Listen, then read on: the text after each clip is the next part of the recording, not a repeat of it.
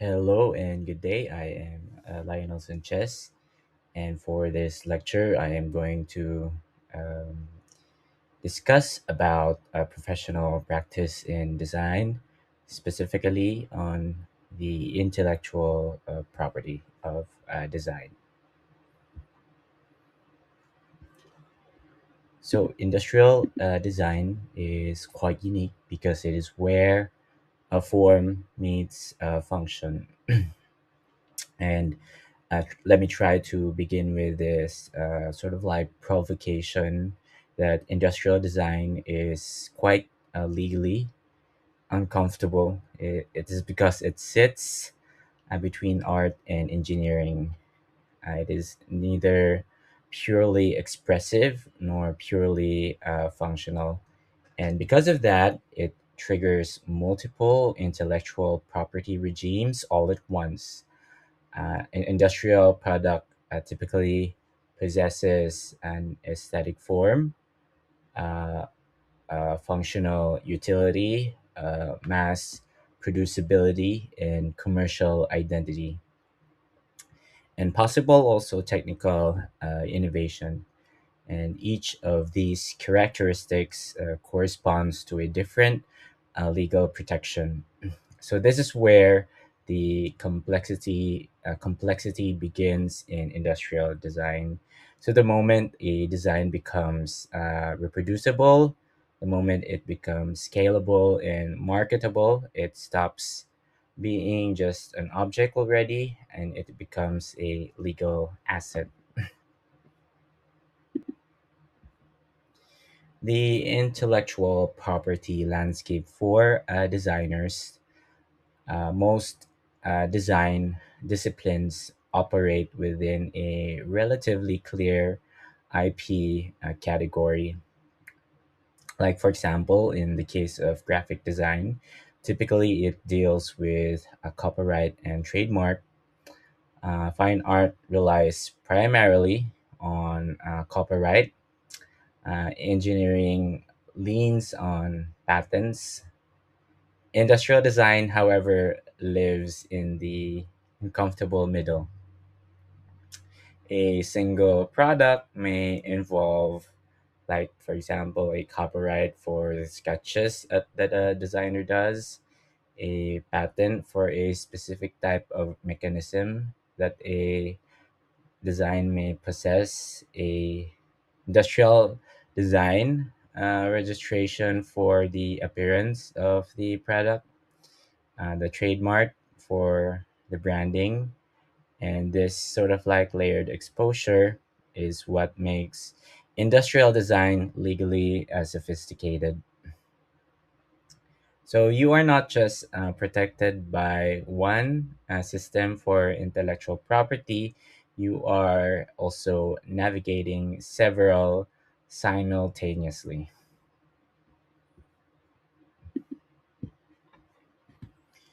The most important conceptual distinction in intellectual property law is this: the copyright protects expression, the patent protects the function, the industrial design IP protects the appearance of a product, and the trademark protects the identity.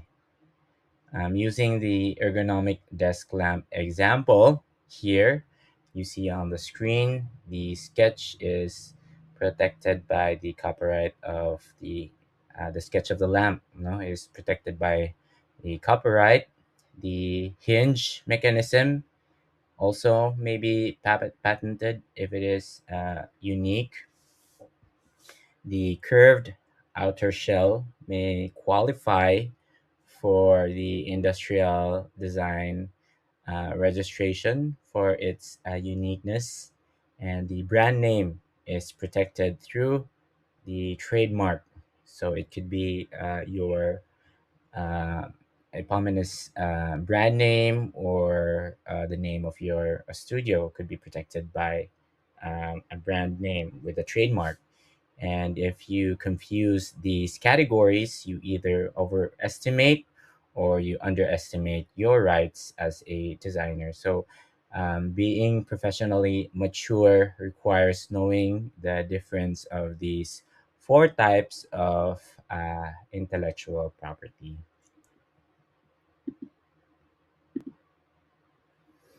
Under Republic Act 8293, industrial design registration protects the ornamental or the aesthetic aspect of a useful article, and not how it works, right? No, it protects only the ornamental or aesthetic aspect. So why does this category in IP exist? Because without it, the appearance of mass-produced objects would fall through the loopholes or the cracks. Copyright does not protect useful articles, nor does patent protect pure ornamentation. And industrial design sort of like bridges that gap. And the stakes are quite higher for industrial design because mass production tries to multiply this impact. Because of course most product or industrial designs are scalable in that sense. Copying a painting, for example, replicates one object, and copying a product uh, floods a market. So that changes enforcement strategy, licensing logic, and the risk calculation one is willing to take.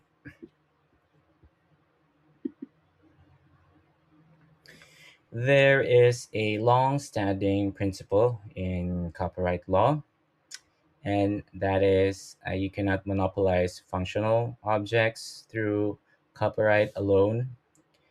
Furniture, appliances, and devices are not protected as art by default.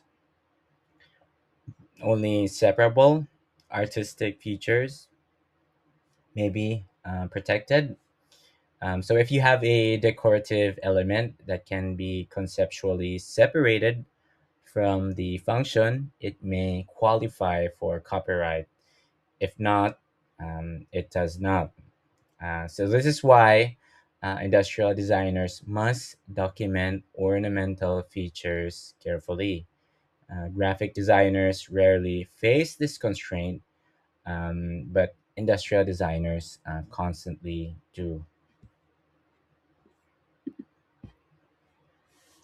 Industrial design protection, though, is in the Philippines, though it is not automatic.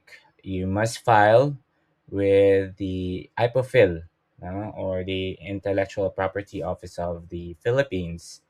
The sequence of the filing matters because first you have to evaluate novelty before disclosing the product to the public. And then second, you file application and secure the filing date. And then third, you wait for examination and registration. And usually in industrial design, initial protection lasts about 5 years from filing. And you may renew twice, reaching a maximum of 15 years. The critical risks include the loss of novelty through premature public disclosure. Like, for example, before you patent the product, you immediately release it to the public, uh, be it physically or digitally, for example, in social media. That will lose the novelty of the product, and it could cost you your intellectual property registration. Another is if you miss renewal deadlines. Um, uh, Designers today often destroy novelty through Instagram before protecting their work. So important that you first protect your work before you release your product to through public exposure. And so, in this sense, legal literacy now includes digital discipline.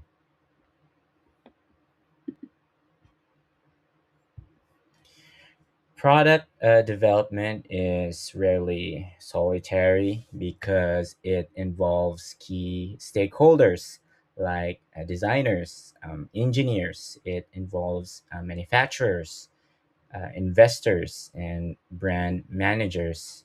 So, which raises a quite difficult question because you have to identify who invented what, who improved what, who funded the development, who owns the tooling, and who owns the CAD files. So ownership is not assumed, it is being documented. So important that you document, most importantly, the process. So this is why NDAs, or non-disclosure agreements, intellectual property assignments, and manufacturing contracts are very, very essential because ambiguity in collaboration is the most common source of dispute later on.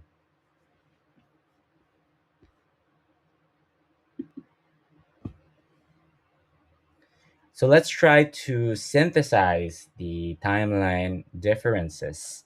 The copyright lasts life of the author plus 50 years, while a patent lasts 20 years from filing, and a trademark can last 10 years but can be renewed indefinitely, while industrial design lasts 5 years, renewable twice for a maximum of 15 years. So notice something strategic here. Industrial design expires relatively quickly, but a trademark can last you forever. So, this is why brands invest heavily on trademark portfolios. Brand identity usually outlives the product design.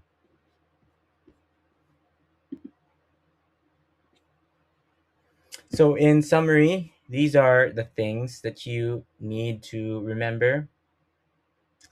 Industrial design in the Philippines is valid for 5 years and it is renewable twice. It protects only the ornamental appearance and it requires registration. And after 15 years, it is lost. And once expired, the design enters into public domain, which means anyone may use it. So you must file early, manage disclosure carefully, track deadlines strictly, and layer protection whenever possible. Professional design, please keep in mind, uh, professional practice is not only about being creative, it is also about strategic protection. So if your product becomes successful tomorrow, who knows? Would your legal foundation be able to support it? So that's a question I would like to you to think about. Or do you think would it collapse because you understood the ownership of your design or the protection or the duration of your registration? Because ultimately, intellectual property is not really about bureaucracy.